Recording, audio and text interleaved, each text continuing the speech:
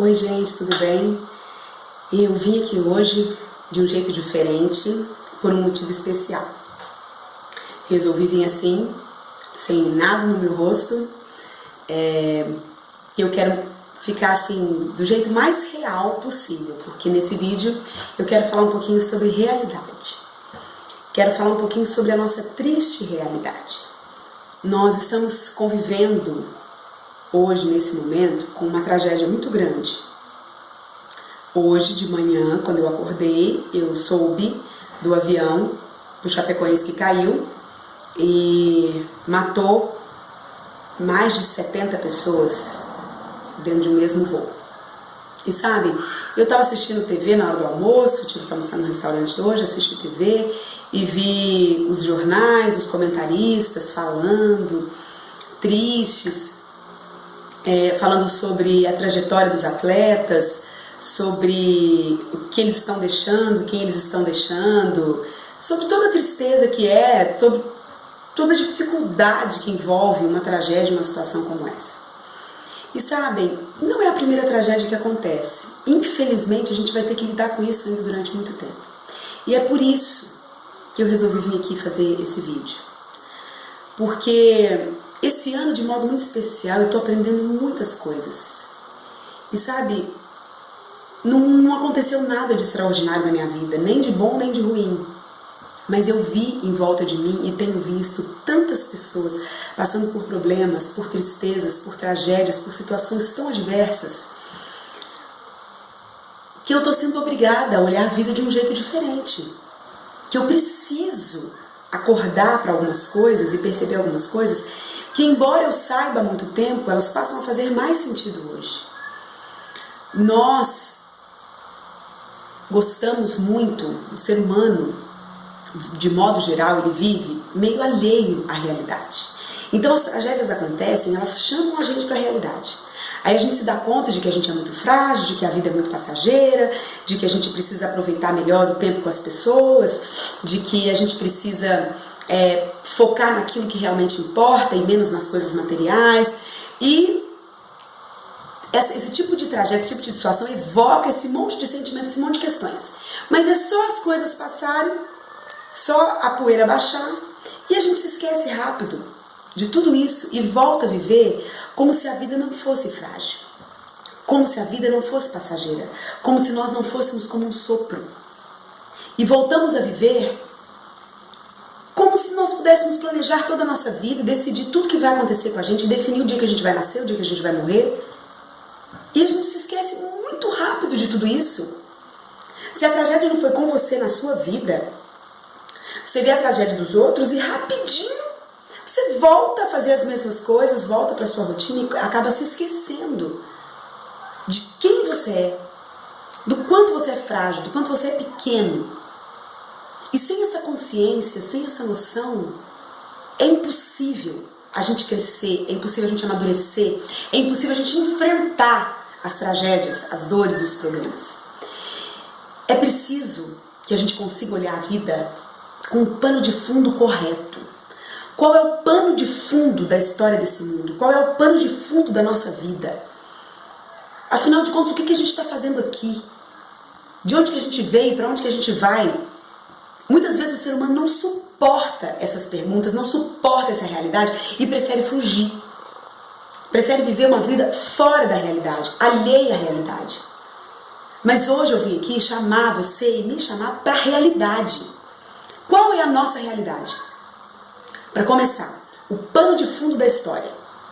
Fomos criados por Deus, saímos das mãos de Deus. E Ele tinha propósitos para nós de vida eterna, de bem-estar, de felicidade, sempre, perene, para sempre. No entanto, Deus não é arbitrário. Ele nos deu livre arbítrio.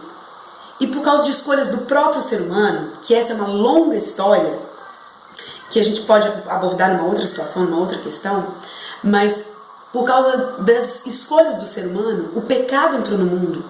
E hoje nós vivemos num mundo de pecado. Somos pecadores, vivemos num mundo de pecado. Nos afastamos de Deus. Houve um abismo entre o ser humano e Deus. Esse abismo entre nós e Deus fez a gente ter que conviver com as tragédias, fez a gente ter que conviver com a morte. Deus conhece a nossa realidade, nós não conhecemos a nossa realidade.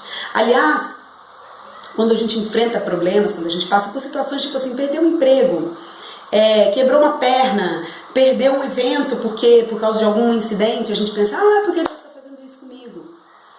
Quando isso na verdade, nem sofrimento não é, né? São coisas corriqueiras. Sofrimento é muito mais que isso. São situações bem mais tensas, bem mais difíceis, bem mais complicadas. Mas enfim, a gente quer ter tudo nas mãos, quer ter o controle de tudo nas mãos. E ainda por cima quer que Deus faça tudo o que a gente quer, do jeito que a gente quer e na hora que a gente quer. Caso contrário, a gente diz, o que adianta servir a Deus? O que me adianta fazer a vontade de Deus? Eu não estou no emprego que eu quero, eu não consigo as coisas que eu quero, tem gente viajando, tem gente passeando, tem gente gastando, e eu não tenho nada, eu não consegui nada. Peraí. Vamos voltar para o pano de fundo da nossa existência. Somos pecadores, nascemos em pecado, no mundo mau. A Bíblia diz que esse mundo jaz no maligno. E que aqui, nesse mundo, nós vamos enfrentar problemas, vamos enfrentar dificuldades, vamos enfrentar decepções. Vamos perder as pessoas que nós amamos. A Bíblia nunca escondeu essa realidade de nós. O mundo ao redor de nós tenta nos colocar alheios a essa realidade. Sabe por quê? Porque esse mundo jaz no maligno, como eu disse, e é ele que comanda as coisas aqui. O sofrimento não foi originado na mente de Deus, no coração de Deus, na vontade de Deus. Nunca foi o plano de Deus que a gente tivesse que separar das pessoas que a gente ama, que a gente tivesse que perder uma perna, perder um braço, ter câncer. Nunca Deus planejou isso para o ser humano, nunca. O plano de Deus para nós é felicidade eterna, muita saúde, vida eterna. Foi isso que Deus quis para nós, é isso que Ele quer para a nossa vida.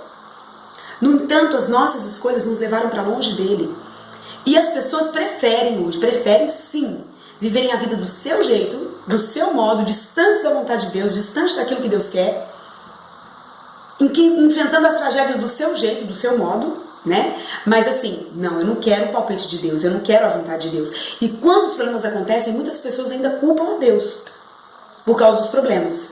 Por causa da sua... Por que Deus deixou? Por que Deus permitiu? Gente, Deus permite sim algumas tragédias. Por que Ele permite, a gente não sabe. Por que Deus livra uns e não livra outros, a gente não sabe. A gente não tem conhecimento para isso, a gente não tem elemento suficiente para isso, a gente não tem uma mente onisciente como a dele para entender essas coisas, não tem como. Mas a gente precisa entender uma coisa, Deus é amor. Ele nos ama. O objetivo de Deus em relação a nós que estamos vivendo num mundo pecador, num mundo mau, num mundo que caminha a passos largos para o abismo, para o precipício, num campo minado onde a qualquer momento, qualquer um de nós pode sofrer, pode ser mutilado, pode morrer, pode perder pessoas que ama. Essa é a realidade do mundo que a gente vive. A nossa vida é frágil, a nossa vida é passageira, a nossa vida é efêmera. E sem a consciência de quem é Deus e sem nos rendermos a Ele, a sua vontade, a nossa vida terá sido simplesmente um estralar de dedos e pronto, acabou, e mais nada. Mas Deus quer nos livrar da morte eterna, da tristeza eterna, da desgraça eterna. Ele quer nos livrar disso. Então o que Deus fez? Gente, Deus se comprometeu. Ele não está lá no céu, distante de nós, longe de nós, ouvindo as nossas orações e colocando o dedinho. Você eu ajudo, você eu não ajudo. Sua oração eu escuto, a sua eu não escuto. Você eu abençoo. Não! Deus enviou Jesus, o seu Filho. Jesus desceu aqui nessa terra, nasceu aqui nessa terra. Ele foi pobre, ele não tinha nada. Ele nasceu aqui, ele viveu as nossas dores, compartilhou dos nossos dramas, dos nossos sofrimentos. Ele foi traído, ele foi rejeitado, ele foi machucado, ele apanhou, ele morreu injustamente na mão de homens cruéis. Ele não foi poupado de nada para nos poupar de muitas coisas. Sabe por quê? Porque ele sabe muito bem com quem ele está lidando. Ele está lidando com o grande inimigo das nossas almas. O grande inimigo dos filhos de Deus. Ele sabe que está lidando com ele. Ele foi até o fim. Jesus não estava de brincadeira. Ele não queria pagar de herói, não. Ele fez o que ele fez, viveu o que ele viveu e entregou a sua vida e não se poupou de nada, de nenhum sofrimento, de nenhum escárnio, de nenhuma dor, de nenhuma tristeza. Porque ele precisava ir até as últimas consequências para fazer a gente entender, para fazer a gente acordar, para fazer a gente perceber que não é brincadeira. Que só existe salvação em Jesus. As pessoas podem voltar para suas vidas agora e tentar refazer as suas vidas. As esposas que perderam seus maridos, os filhos que perderam os pais que perderam os filhos, e tentar viver. E nós que acompanhamos a tragédia, vamos com muito mais facilidade, muito mais rápido do que eles, voltar a viver. Mas enquanto muitos dizem, você precisa aproveitar as pessoas, você precisa aproveitar a vida, você precisa desfrutar desse mundo, você precisa viver aqui e viver intensamente, eu vou dizer pra você, você não precisa fazer só isso não. Você precisa sim amar as pessoas, você precisa sim aproveitar melhor a presença delas, você precisa mais sim revelar o seu amor, dizer o quanto as pessoas são importantes. Sim, mas não é só isso. Não é só isso. Sabe o que a gente precisa? Aceitar a graça, a misericórdia de Deus, o perdão de Deus. Entender que a nossa melhor opção, que a melhor coisa que a gente tem nessa vida é Deus. Que embora você não consiga entender tudo, que embora você não consiga explicar tudo, Ele é a resposta para as nossas dores, para os nossos sofrimentos, para as nossas tristezas. Ele é o caminho, a verdade, a vida.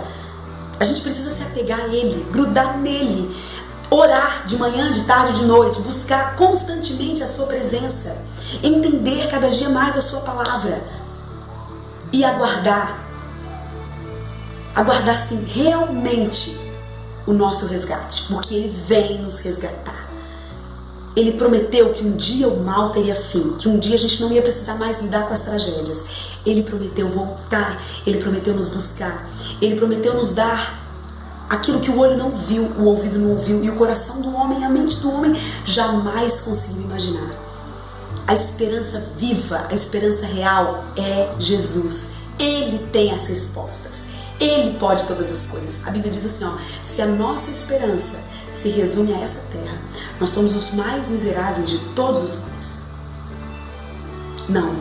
O que Deus tem para nós, o melhor de Deus para nós não está aqui. O melhor de Deus para nós está por vir. O melhor de Deus para nós ainda virá. Quando a eternidade começar. A Bíblia diz assim que quando a gente chegar, quando a gente vislumbrar tudo aquilo que Deus tem para nós, a gente vai dizer, eu nunca sofri. Então eu passei por tudo aquilo para chegar aqui. Então tudo bem. Então não tem problema nenhum. A Bíblia diz isso, o apóstolo Paulo diz isso. Então, qual que é a saída? A saída que o mundo indica é, levanta a cabeça, sacode a poeira, nós estamos aqui, nós temos que continuar vivendo, nós temos que continuar pagando nossas contas, então vamos aprender a viver melhor. Tá, e depois você vai morrer, e aí? O que adiantou? Que sentido houve? Pra quê? Mas para Jesus não termina aí. Jesus tem para nós a esperança real, a esperança verdadeira, a esperança que não confunde. É assim que a Bíblia diz. E Ele promete enxugar dos nossos olhos toda lágrima. Ele promete fazer novas todas as coisas. Ele promete que a dor, a morte, a tragédia vão ficar lá no passado e que em pouco tempo a gente não vai ter nem lembrança das coisas que passaram. Ele promete restauração verdadeira e real. E é só através da comunhão com Ele e do conhecimento da Sua palavra que nós vamos finalmente chegar àquilo que nós tanto sonhamos, que nós tanto queremos. As palavras de Jesus são as que eu quero usar para terminar esse vídeo. Não se turbe o vosso coração. Não se preocupe, não tenha medo. Creia em Deus, creia também em mim. Na casa do meu Pai há muitas moradas, e se isso não fosse verdade, eu nem diria para vocês. Eu vou preparar-vos lugar. E depois que eu for e preparar lugar, eu voltarei e vos levarei para mim mesmo, para que onde eu estiver, estejais vós também. Eu quero terminar com essa esperança. Eu quero terminar dizendo para você que as coisas não terminam aqui, que a morte não é definitiva, que a morte não é a pior coisa que pode acontecer na vida de uma pessoa. Sabe qual é a pior coisa que pode acontecer na vida de uma pessoa? É a morte eterna, é perder a vida eterna. E é justamente disso que Deus quer nos livrar. E é por isso que muitas vezes Ele permite as tragédias, para que a gente entenda a realidade, volte para a nossa realidade, reconheça quão cruel é o mundo que a gente vive e aceite a mão dele estendida para nós, para nos salvar, para nos orientar e para continuar nos guiando até aquele dia. Que Deus nos abençoe. Amém.